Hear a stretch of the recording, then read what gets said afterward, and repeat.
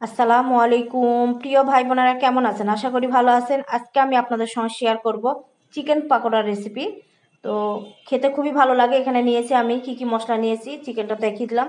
আর মশলা এখানে হলুদের গুঁড়া, লবণ পরিমাণ মতন দিতে হবে, কমিয়ে বাড়িয়ে একটু নেবেন আপনারা। ধনিয়ার গুঁড়া, জিরার গুঁড়া, গরম মশলার গুঁড়া দিয়েছি। আর সয়া সস, আদা রসুন বাটা দিয়ে দিয়েছি। আর এখানে কালারের জন্য পাকা মরিচ বাটা দিয়েছি। আর ঝালের জন্য কাঁচা মরিচ বাটা দিয়েছি। দুই রকমের ব্যবহার করেছি, একটা কালারের জন্য, একটা ঝালের জন্য। দুই রকমের মরিচ দিয়েছি। আর চিকেন পাকোড়াটা খুবই ভালো লাগে। তেল দিয়ে দিলাম, সরিষার তেল দিয়ে আবার মেখে নিব।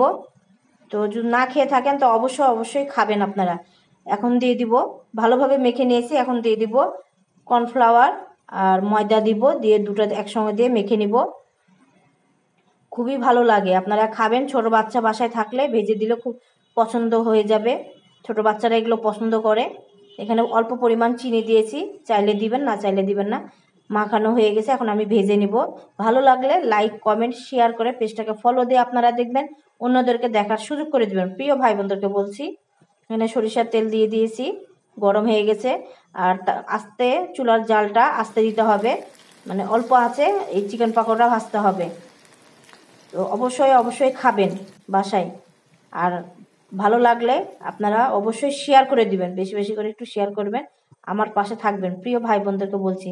তো তেল উঠে এসেছিল কড়াই থেকে, তো আমি সরিষার তেলে ভাজছি এটা চিকেন পাকোড়াটা। আর বারবার করে বলছি, চিকেন পাকোড়া অনেকভাবে কালোর জন্য জোরে আঁচ দেয়, তো জোরে আঁচটা দিবেন না।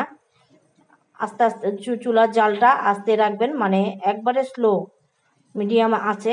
এই চিকেন পাকোড়া ভাজতে হবে। চিকেন পাকোড়া ভাজা আমার কমপ্লিট হয়ে গেছে, দেখুন। তো অবশ্যই খাবেন, না খেলে আপনারা অবশ্যই বাসায় বানিয়ে খাবেন। আপনারা ভালো থাকবেন, সুস্থ থাকবেন, সাবধানে থাকবেন। আল্লাহ হাফেজ।